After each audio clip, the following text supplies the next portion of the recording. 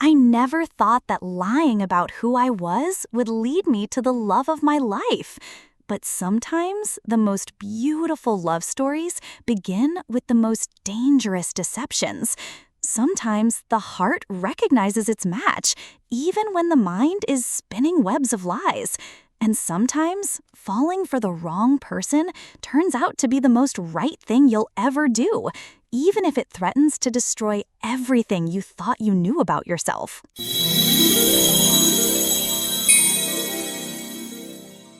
The collision happens in slow motion, like something out of a romantic movie I'd be too embarrassed to admit watching. Professor Gabriel Montrose, 34, turns with his lunch tray, completely absorbed in the papers balanced precariously in his other hand. I see disaster approaching. Sofia Delacroix, 26, walking directly into his path with the confident stride I've been practicing for months. The impact is spectacular.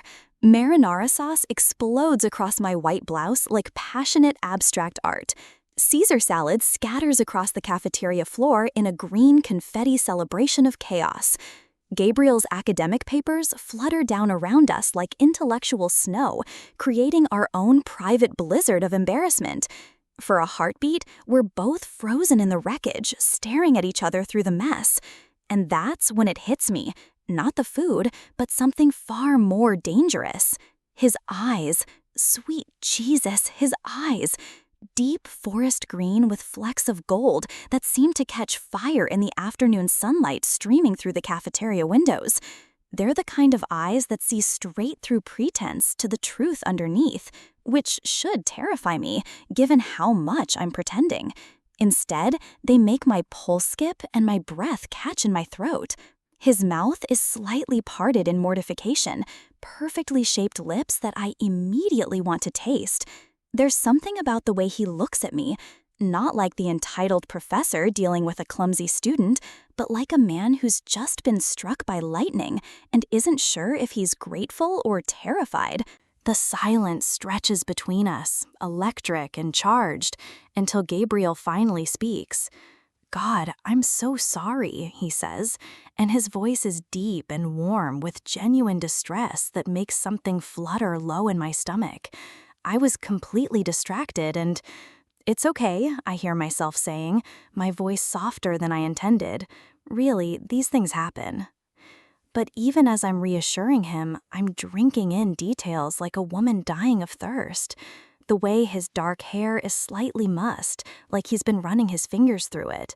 The expensive cut of his shirt that fits perfectly across broad shoulders, too perfectly for someone supposedly living on an academic salary.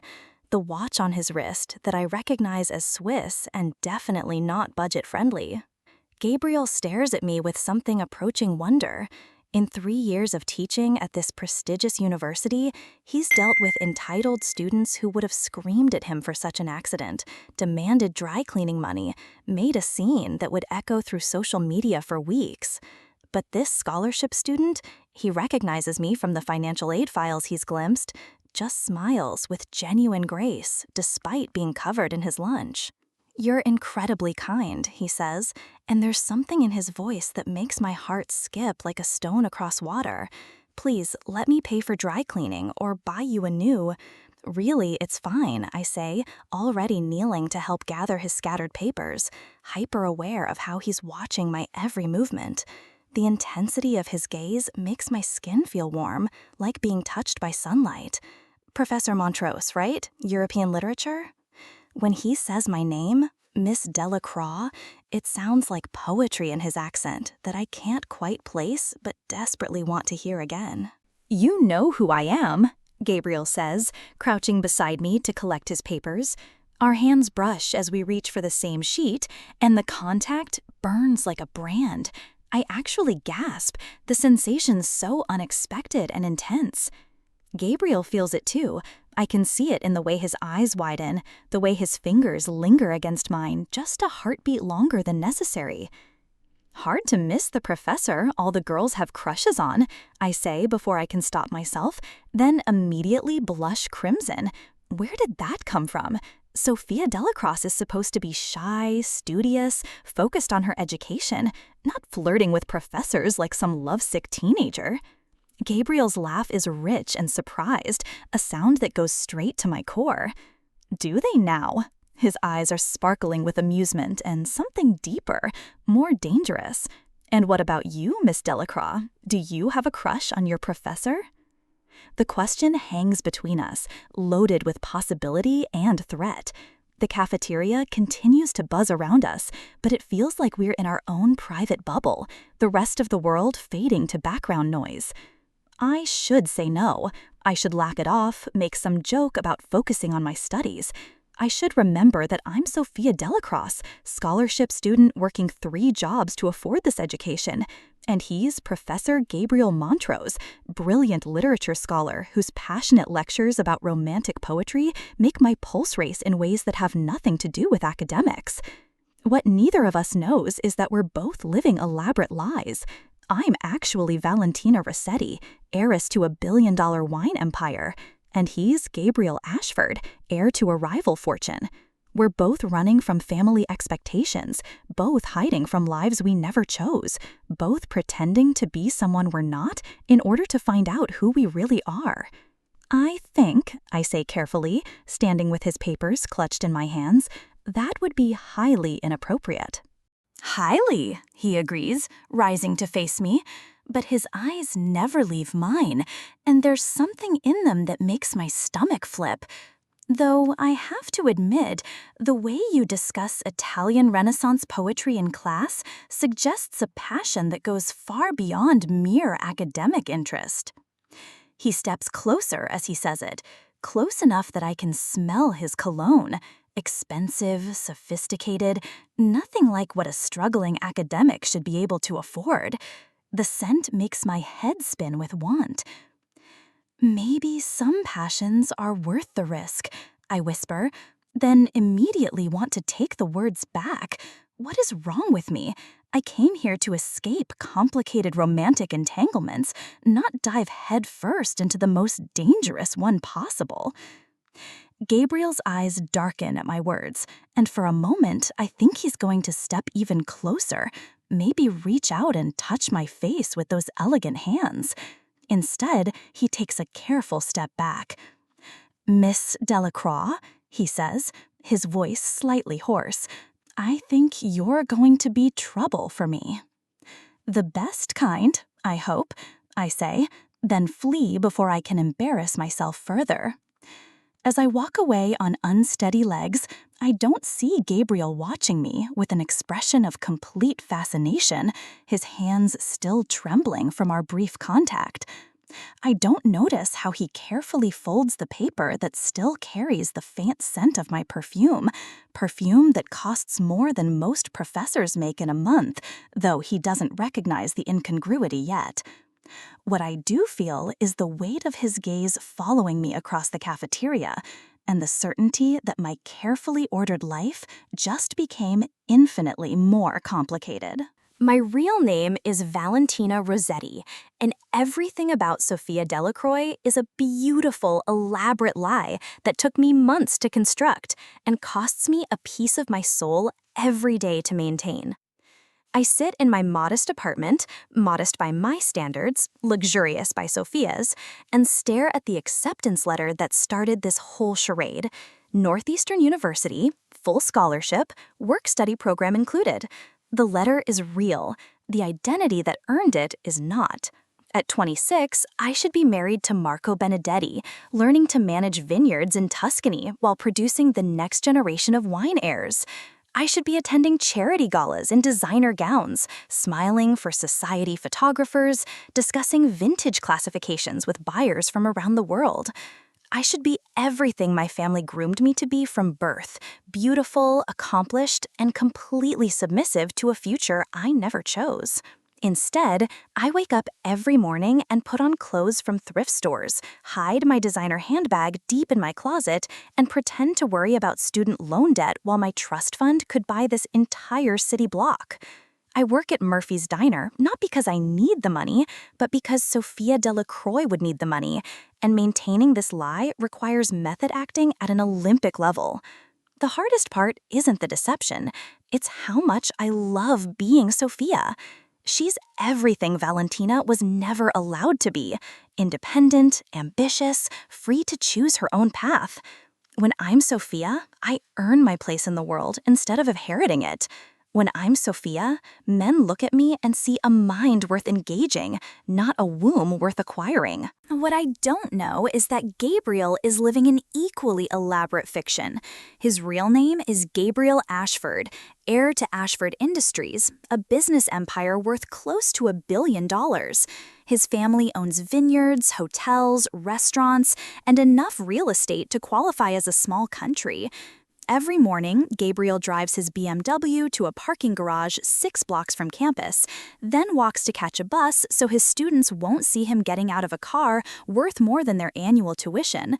He teaches under his mother's maiden name, Montrose, and every passionate lecture about literature fighting against class constraints is really him fighting against the golden chains of his own inheritance. His family has been pressuring him for years to abandon his teaching phase and take his rightful place at the head of the company. There's a suitable bride already chosen, Helena Pemberton, daughter of their biggest business partner, beautiful and accomplished and about as interested in marrying Gabriel as he is in marrying her. But Gabriel loves teaching the way some people love breathing. He loves watching students discover that literature isn't just dead words on a page, but living truth that can transform how you see the world. He loves the look on their faces when they realize that Jane Austen was really writing about women fighting for independence, that Shakespeare understood the human heart better than any psychologist. Most of all, he loves feeling like himself, instead of like a puppet dancing to his family's strings. Valentina, cara mia, when are you coming home? My mother's voice crackles through the expensive phone I pretend not to own, calling from the family estate in Tuscany. I'm hiding in my apartment's bedroom, even though I live alone, because somehow talking to my family makes me feel like my lies might be visible. Soon, Mama, I lie, just like I lie about everything else these days. I just need a little more time to finish my project here. What project? You've been gone almost a year. Marco's family is starting to ask questions we can't answer. His mother called yesterday wanting to discuss wedding plans. The word wedding hits me like ice water. Marco Benedetti is handsome, wealthy, perfectly suitable, and I feel absolutely nothing for him beyond mild friendship. The thought of spending my life in his bed, bearing his children, pretending to love him, makes me want to run screaming into the night. Tell her I'm not ready, I say. Not ready for what? You have everything a woman could want. A beautiful man who adores you, a family business that will be yours, a life that women would kill for. But I don't want a life that women would kill for. I want a life that makes me feel alive. I want passionate conversations about books that matter. I want to be valued for my mind, not my bloodline. I want to be Sofia, who earns her place in the world, instead of Valentina, who inherited it. I want Gabriel Montrose's hands in my hair and his voice whispering poetry against my skin. A few more months, Mama, please. Meanwhile, across town, Gabriel is having his own version of the same conversation. Gabriel, darling, this teaching nonsense has gone on long enough. Margaret Ashford's voice could cut glass, refined and sharp and completely unforgiving. Helena's father called today. They're expecting an engagement announcement by Christmas. Gabriel stares out his office window, thinking of green eyes and unexpected kindness, of a student who looks at him like he's a man worth knowing instead of a fortune worth acquiring. I'm not ready to give this up, Mother. Give up what? Playing professor while your real responsibilities wait? You have duties, Gabriel. The company needs you. Helena needs you. This family needs you to stop pretending you're someone you're not. The irony is so sharp it could draw blood. Gabriel has been pretending to be someone he's not his entire life, pretending to care about profit margins when he'd rather discuss sonnets, pretending to want Helena when the thought of touching her makes him feel empty, pretending to be grateful for a life that feels like a beautiful prison. I need more time, Gabriel says, echoing my words without knowing it. Time for what? Gabriel, you're not a child anymore. It's time to put away childish things and accept your place in the world. After he hangs up, Gabriel sits in his empty office and wonders what would happen if he simply refused. What would happen if he chose literature over legacy, passion over duty, love over obligation? What would happen if he chose Sofia Delacroix over everything else? Neither of us realizes that we're asking the same questions, making the same impossible choices, falling for each other while running from ourselves. 3 weeks after the cafeteria incident, Gabriel creates his first excuse to see me outside of class. Ms. Delacroix, would you mind staying after? I'd like to discuss your paper on Dante's concept of courtly love. My pulse immediately kicks into overdrive. The classroom empties around us, students filing out with the casual chatter of people who don't realize they're leaving behind enough sexual tension to power the entire building. Gabriel perches on the edge of his desk, and I can't help but notice how his perfectly tailored pants stretch across muscular thighs. Everything about him screams expensive. His clothes, his watch, his shoes that probably cost more than most people's rent. For someone supposedly living on a professor's salary, he wears wealth like a second skin. Your analysis was illuminating, he says, and there's something in his voice that has absolutely nothing to do with academics. The way you write about forbidden passion, about love that transcends social boundaries. I move closer despite every warning bell screaming in my head. Maybe I understand the subject matter. Do you? His voice drops to barely above a whisper, intimate and dangerous. Tell me, Sophia, what do you know about wanting something you can't have? Everything, I think. I want to be myself instead of living this elaborate lie. I want to choose my own future instead of following one carved out by generations of tradition. I want you, even though you're my professor and I'm your student, and this is impossible for about a dozen different reasons. I know, I say carefully, that the heart doesn't always listen to reason. Gabriel slides off the desk, eliminating the distance between us until I can see the gold flecks in his green eyes, can feel the heat radiating from his body. And what does your heart tell you about this, about us? The word us sends electricity shooting through my nervous system. There's an us. He feels this too, this magnetic pull that seems to defy physics. That it's dangerous, I whisper.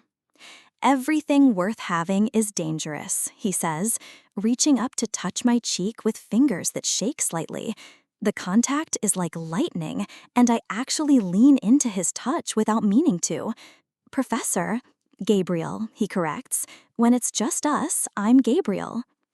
The way he says my fake name should remind me that this is all built on lies. Instead, it sounds like the most beautiful truth I've ever heard. Gabriel, I breathe, and watch his eyes darken with want. Sophia, I've tried to stay away. I've tried to maintain professional distance, tried to convince myself that what I feel for you is just, but you make it impossible. What do you feel for me? The question slips out before I can stop it, needy and vulnerable and completely unlike the controlled woman I'm supposed to be. Everything, he says simply. I feel everything. And then his lips are on mine, soft at first, testing, gentle, before the kiss turns desperate and hungry and perfect. He tastes like coffee and promises, and when his hands tangle in my hair, I forget every reason this is wrong. I forget that I'm lying to him about everything important. I forget that he's my professor. I only remember that I've never felt anything as right as being in his arms. The kiss goes on forever, and not nearly long enough. When we finally break apart, we're both breathing hard, both staring at each other like we can't quite believe what just happened. Gabriel's phone buzzes against the desk, shattering the perfect bubble we've created. He glances at the screen, and his entire expression changes. The warm, passionate man disappearing behind a mask of careful neutrality. "I have to take this," he says, stepping away from me. "Gabriel?" A woman's voice drifts from the phone, cultured and impatient. "Where are you? We're supposed to be at Mother's for dinner, and Helena's been waiting." Gabriel quickly moves to the far side of the room, lowering his voice, but I catch fragments. "Can't tonight. Something came up. Tell her I'm sorry." Helena. The name hits me like cold water. He has someone important enough that his mother arranges dinners, someone who waits for him. I watch Gabriel's body language as he talks, the tension in his shoulders, the way he keeps glancing at me with something that looks like panic. When he finally hangs up, his face is carefully blank. "Sofia, you have someone?" I say, stepping back until I hit the wall. "A girlfriend." "It's complicated," he says, and those two words feel like a knife between my ribs. "Actually, it's not complicated at all," I say, grabbing my bag with hands that shake with hurt and anger. "You're my professor, you're involved with someone else, and I'm clearly an idiot for thinking this meant something." "Sofia, wait." But I'm already at the door, my heart breaking and my mind reeling. Just don't. As I flee down the hallway, I don't hear Gabriel whisper, "Helena isn't my girlfriend, she's my fiancé, and God help me, I don't love her." I also don't notice that in my haste to escape, my carefully maintained disguise slips. The designer handbag I thought I'd hidden falls from under my thrift store jacket, and Gabriel's sharp intake of breath echoes in the empty classroom as he recognizes a Hermes bag worth more than most people's annual salary. Standing alone among the scattered papers and lingering scent of my expensive perfume, Gabriel realizes that Sofia Delacroix is hiding secrets just as dangerous as his own. Gabriel finds me at Murphy's Diner 3 days later, looking like he hasn't slept since our kiss. I'm wiping down tables in my uniform, trying to ignore how my heart skips when he walks through the door in that perfectly tailored coat that definitely didn't come from any store a professor could afford. "We need to talk," he says without preamble, sliding into the corner booth. "I'm working," I say, not looking at him, because I know if I do, I'll be lost again. "Sofia, please." His voice is raw with exhaustion and something deeper. 5 minutes, that's all I'm asking. Despite every instinct screaming at me to stay away, I nod toward my manager and slip into the booth across from him. "Helena isn't my girlfriend," Gabriel says immediately. It's an arrangement. Our families expect us to marry, but there's no love between us. There never has been." "An arranged engagement?" I laugh, but there's no humor in it. What is this, the 19th century? "You'd be surprised how traditional some families can be when there's money involved," Gabriel says quietly, and something in his tone makes me look up sharply. There's pain in his eyes, resignation, and something that looks almost like recognition. "Sofia, the truth is, I've never felt about anyone the way I feel about you. When I kissed you, it was like coming alive for the first time. You're brilliant, genuine, real in a way that's so rare in my world." His words hit too close to home. I know exactly what he means about feeling real, about the suffocating weight of family expectations, about being valued for what you represent instead of who you are. "Gabriel," I start, then stop. How can I tell him I understand without revealing my own lies? "I know it's asking too much," he continues, leaning across the table. "I know I have no right to ask you to wait while I figure out how to break free from an engagement I never wanted. But Sofia, what we have, it's real. It's the most real thing in my life." I want to believe him. I want to reach across this table and take his hand and tell him, yes, I'll wait. I'll fight for this, because what we have is worth fighting for. Instead, I say, "I need time to think." "Of course," Gabriel says, but I can see the disappointment in his eyes.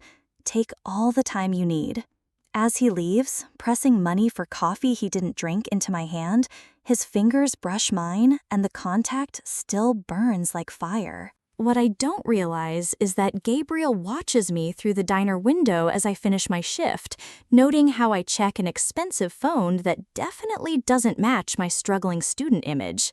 He follows me at a distance, his suspicions growing as I walk not toward the cramped studio apartment Sofia Delacroix should live in, but toward the upscale district where rent costs more than most people's monthly salary. Gabriel watches me disappear into a building with a doorman and marble lobby, and something cold settles in his stomach. Either Sofia Delacroix is living far beyond her means, or Sofia Delacroix isn't who she claims to be. Meanwhile, I'm conducting my own investigation. During our next tutoring session, Gabriel has invented increasingly creative academic excuses for us to meet privately. I decide to test my growing suspicions. "Professor, can I ask you something personal?" "Anything," he says, leaning closer across his desk in a way that makes my pulse race. "Do you ever feel like you're living someone else's life? Like you're trapped in expectations that don't fit who you really are?"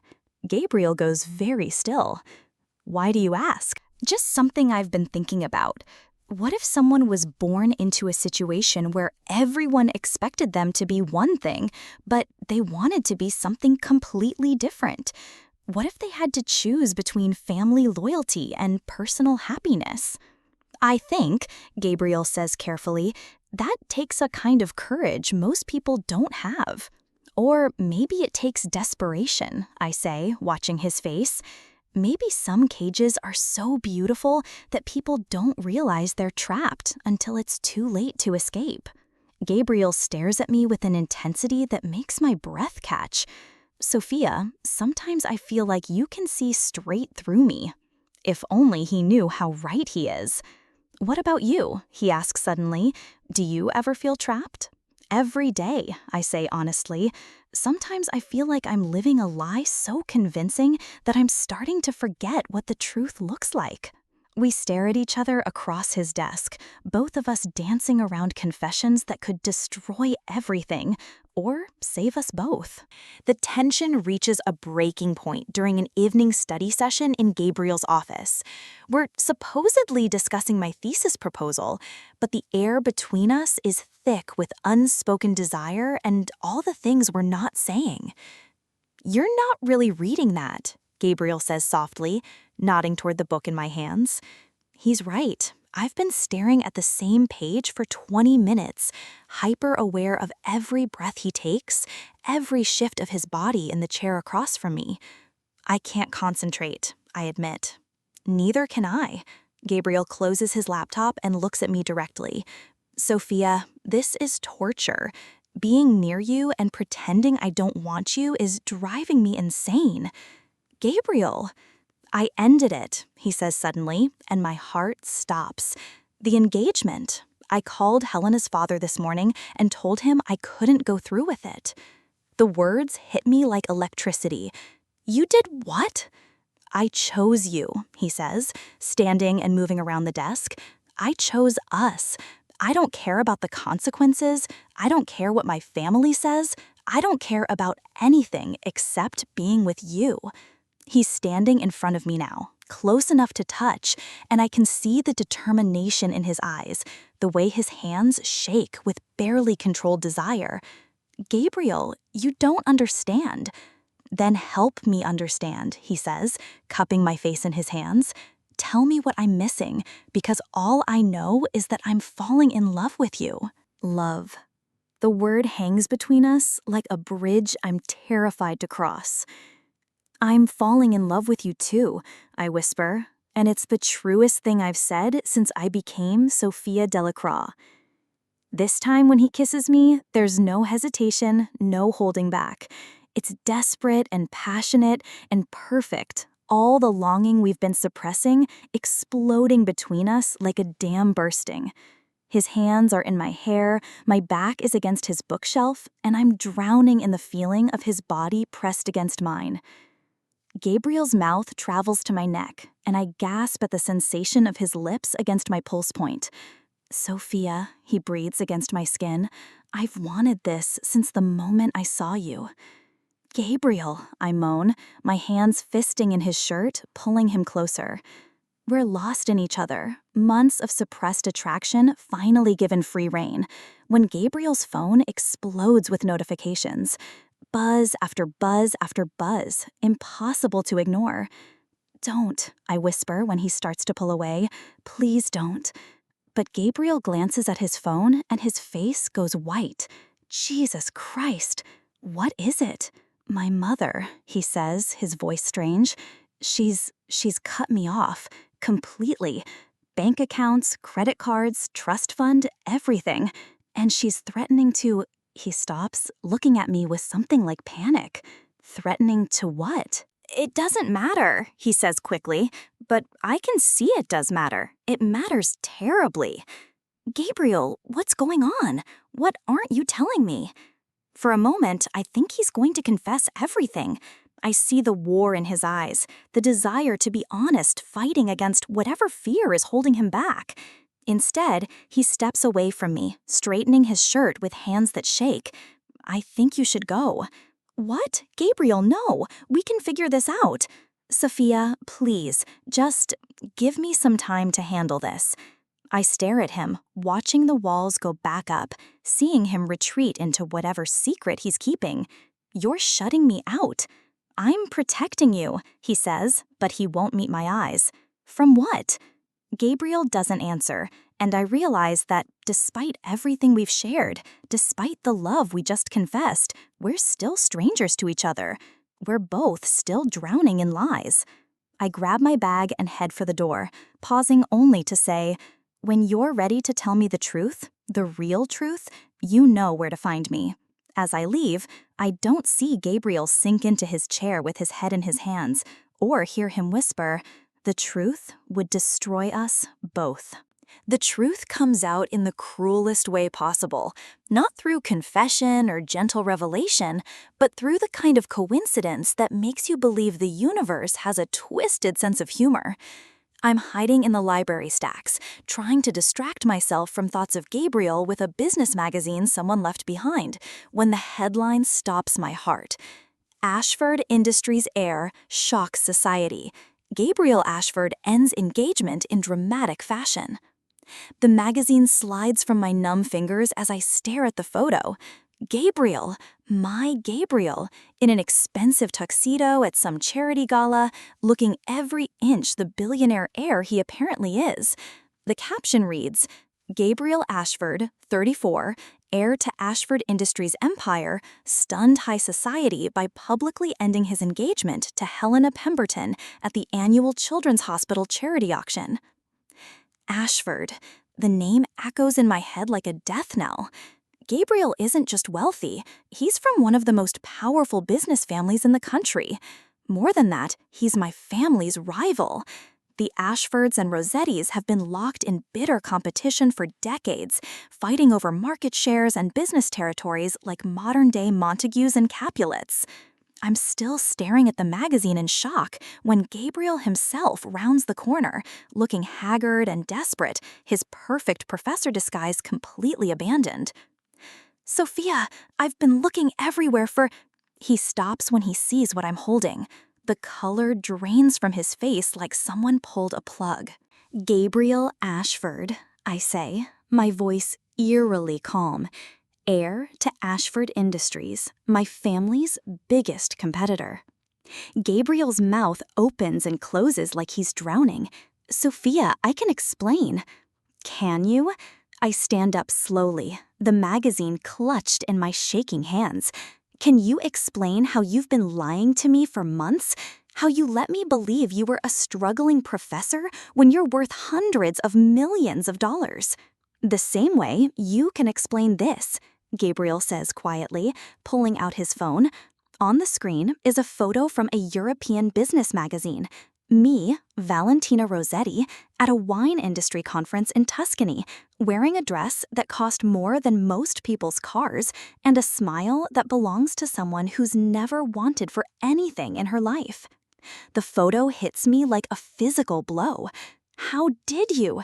Your handbag, Gabriel says, his voice hollow.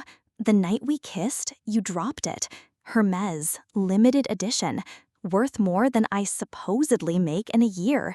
I hired someone to find out who you really are." "You had me investigated?" The betrayal in my voice echoes off the library walls. "You created an entire false identity," Gabriel shoots back. "Sofia Delacroix doesn't even exist." "Neither does Gabriel Montrose." I'm fighting to keep my voice down, aware that other students are starting to stare. "You've been playing professor while living off daddy's money." At least I was doing something meaningful with my life instead of running away from responsibility. The words hit me like a slap. Running away? I was trying to find myself. I was trying to be more than just a trophy wife with the right last name. Gabriel's expression softened slightly. "Valentina, don't." I hold up a hand, tears starting to blur my vision. "Don't call me that. You don't get to use my real name when everything between us has been built on lies." "Not everything," Gabriel says desperately, stepping closer. "The way I feel about you, that's real. The connection we have, the conversations, the way you make me feel like I can be myself, that's all real." "But you haven't been yourself." The tears are flowing freely now. "You've been pretending to be someone else, just like I have. How can any of it be real when neither of us knows who the other person actually is?" Gabriel moves closer, and I can see the pain in his eyes. "I know you're brilliant and brave enough to create an entire life just to find freedom. I know you're passionate about literature and kind to people who serve you, and strong enough to work jobs you don't need just to feel useful. I know you see beauty in small moments, and when you laugh, the whole world makes sense." His words are breaking my heart because I know he means them, and because I know it doesn't matter. "And I know you care about your students more than your salary, and you quote poetry when you think no one's listening, and you have this little scar on your thumb from when you were 7, I say, my voice breaking.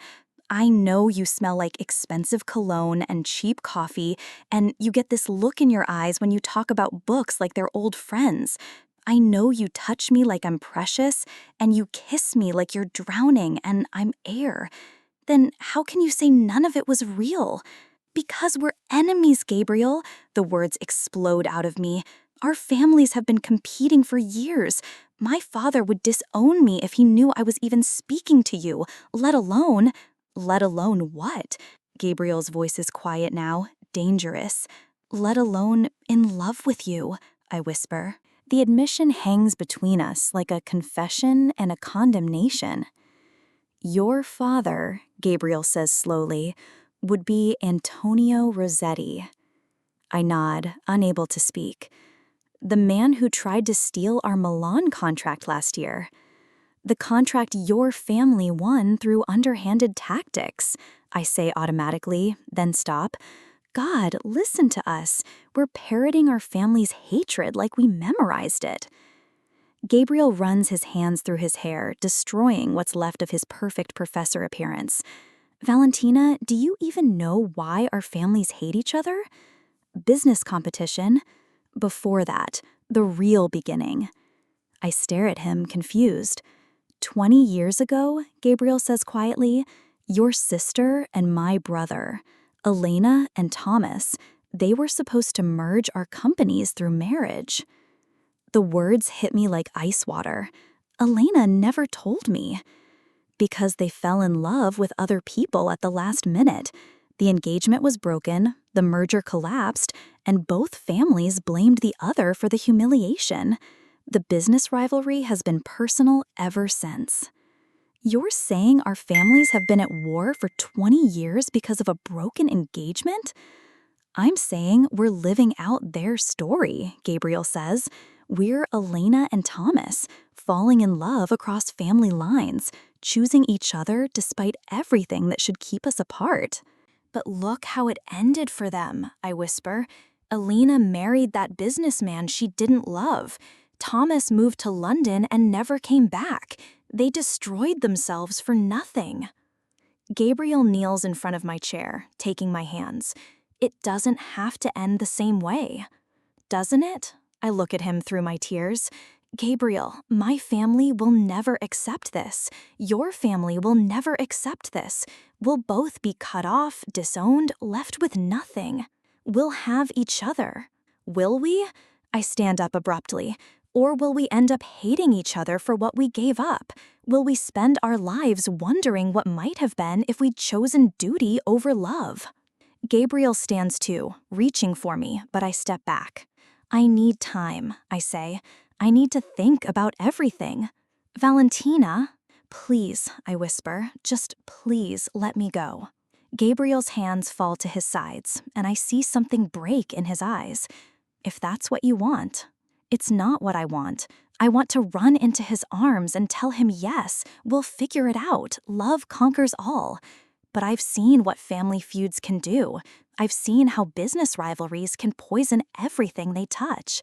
As I walk away from Gabriel, away from the love of my life, I don't know that I'm making the same choice Elena made 20 years ago.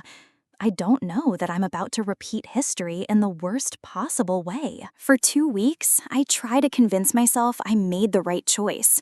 I throw myself into being Sofia Delacroix more completely than ever, working double shifts at the diner, spending 18-hour days in the library, attending every study group and lecture I can find, just to fill the silence where Gabriel's voice used to be.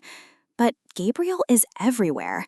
In the poetry that reminds me of his laugh, in the literature that makes me think of his passionate lectures, in the empty spaces where he should be.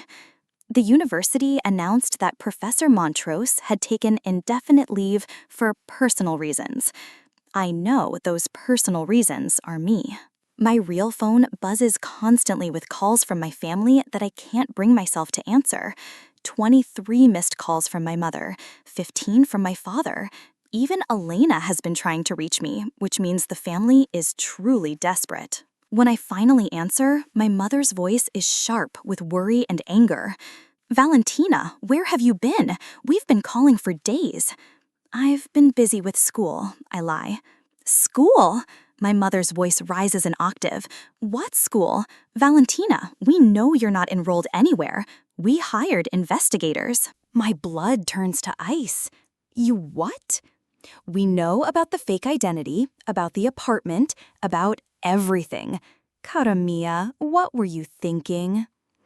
The walls of my carefully constructed life crumble around me. Mama, come home, now, today. Marco's family has been asking questions we can't answer, and your father is furious. If you don't come home immediately, there will be consequences.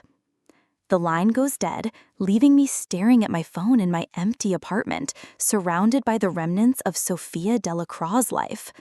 Meanwhile, Gabriel is dealing with his own family crisis. His mother hasn't just cut off his money, she's launched a full-scale war against his independence. Gabriel, this is your last chance. Margaret Ashford's voice could freeze fire. Come home, apologize to Helena's family, and resume your place in the company, or lose everything. I told you, Mother, I'm not marrying Helena. Then you're no son of mine. The final blow comes when I discover that my family's reach extends further than I thought. I arrive at the diner for my shift to find my manager waiting with a severance check and an apologetic expression. I'm sorry, Sofia. I got a call from some lawyer saying there were issues with your work authorization. I have to let you go. My family is systematically destroying Sofia Delacroix's life, piece by piece.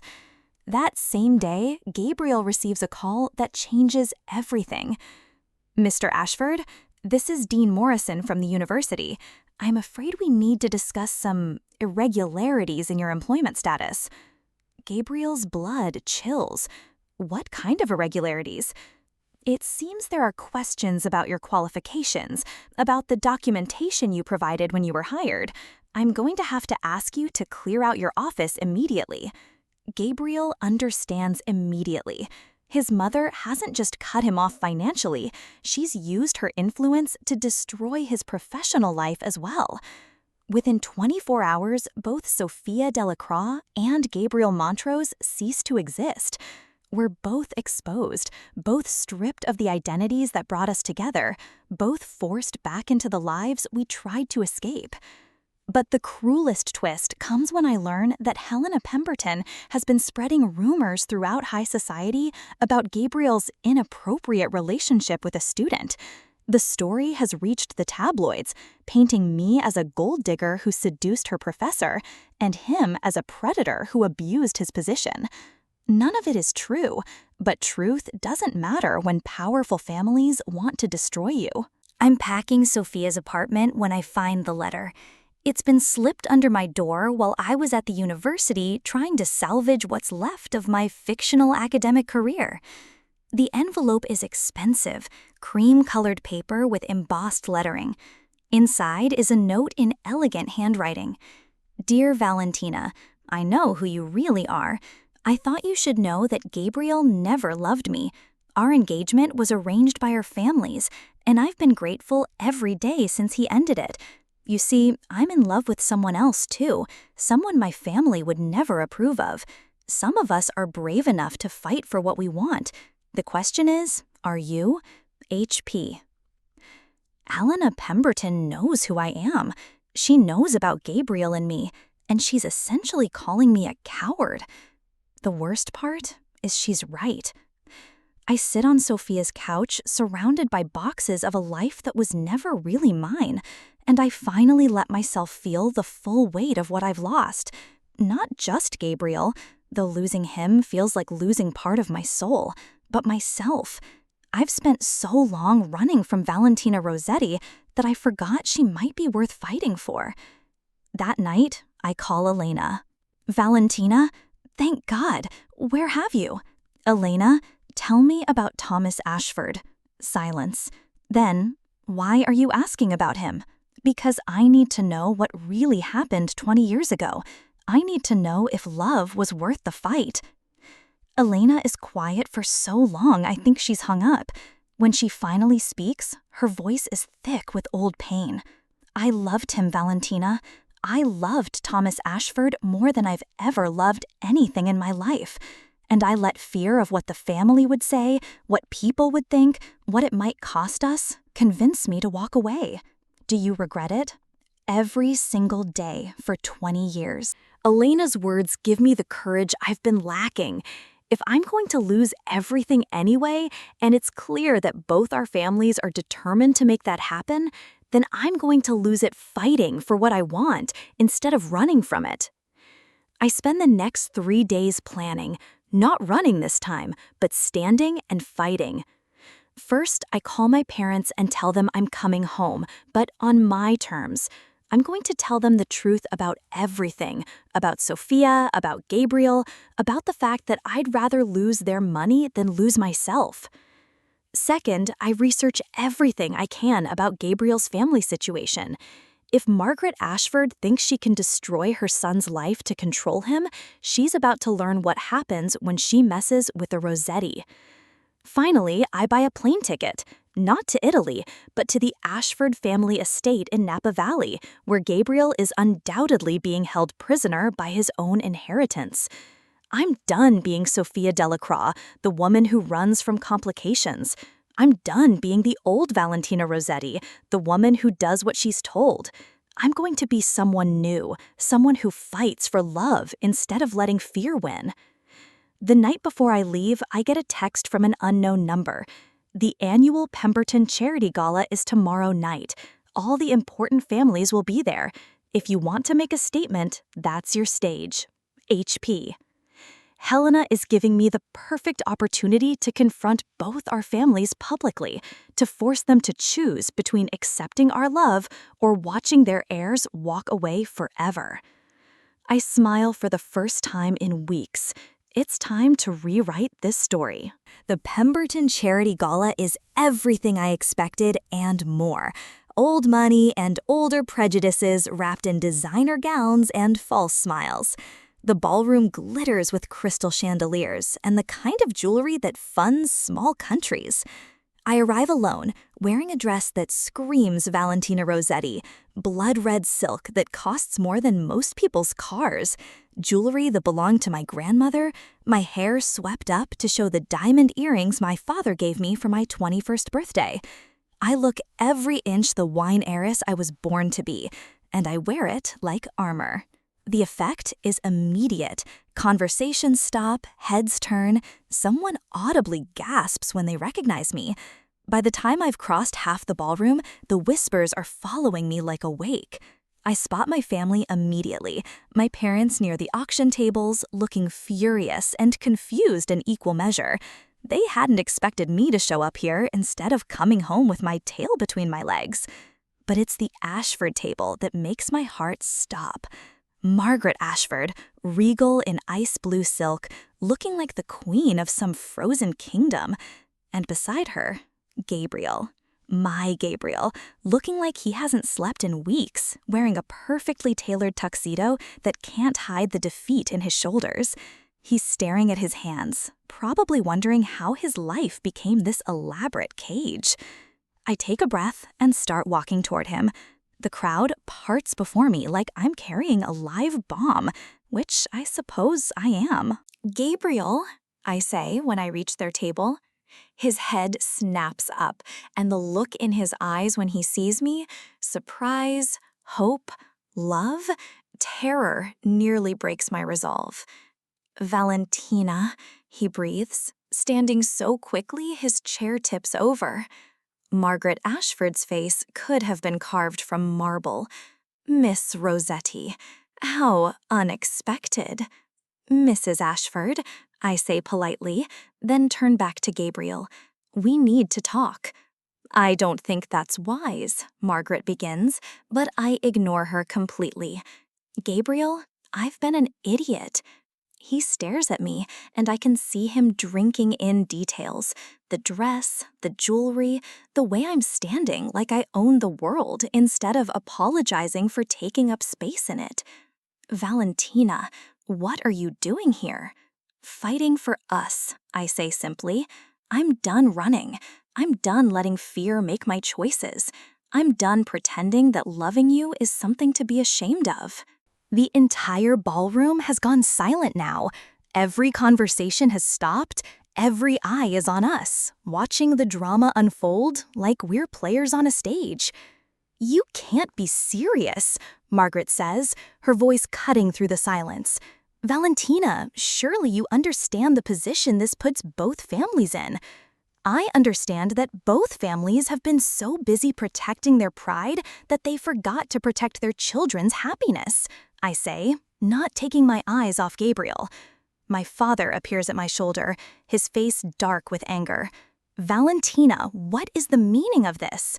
"The meaning, Papa, is that I'm in love with Gabriel Ashford, and I'm tired of pretending that's something to hide." The words ring out across the ballroom like a challenge. Someone screams. I think it's one of the society matrons. Several champagne glasses hit the marble floor. "This is impossible," my mother says, appearing on my other side. "Valentina, the families." "The families," Gabriel says suddenly, finding his voice, "can go to hell."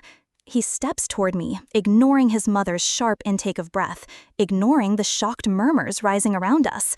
"Valentina Rossetti," he says, his voice carrying across the silent ballroom. "I don't care about the money. I don't care about the businesses. I don't care about any of it if it means I can't have you." "Gabriel, don't," his mother warns, but he's not listening. "I love you," he says, moving closer. "I love your brilliant mind and your brave heart and the way you see through everyone's pretenses to the truth underneath. I love that you created an entire identity just to find freedom. I love that you're standing here in front of everyone, choosing love over safety." The tears are streaming down my face now, and I don't care who sees them. "I love you too. I love that you gave up everything to teach because it mattered to you. I love that you treat me like I'm worth knowing, not just worth having. I love that you make me want to be brave." Gabriel reaches me then, cupping my face in his hands. Are you sure? Because once I kiss you in front of everyone, there's no going back. Both families will probably disown us. We'll have nothing but each other. Then we'll have everything that matters, I whisper. Gabriel kisses me then, right there in front of both our families, in front of high society, in front of everyone who thinks this is impossible. It's desperate and passionate and perfect, a promise and a rebellion all at once. When we break apart, the ballroom erupts in chaos. People are shouting, my mother is crying, Margaret Ashford looks like she might faint. But in the middle of it all, I hear something unexpected. Clapping. Helena Pemberton is standing near the orchestra, applauding slowly, a smile spreading across her beautiful face. About time, she calls out. Now that's what real love looks like. 6 months later, Gabriel and I stand in the small chapel we rented with what little money we have left, surrounded by the friends who stuck by us when our families turned their backs. I'm wearing a simple white dress I bought off the rack, and Gabriel is in a suit he borrowed from his cousin David, the only family member who supported us. We have no money, no trust funds, no safety nets. We have each other. Do you, Valentina, take Gabriel to be your husband in poverty and in wealth, in courage and in fear, in truth and through all the beautiful lies that brought you together? I do, I say, looking into the green eyes that started this whole beautiful disaster. Do you, Gabriel, take Valentina to be your wife, to love and cherish, to build dreams with and face whatever storms may come? I do, Gabriel says, his voice strong and clear and certain. We exchange rings we bought with my last waitressing tips, simple gold bands that mean more than all the diamonds our families ever offered us. When the minister pronounces us husband and wife, our kiss tastes like tears and promises and the future we're going to build together from scratch.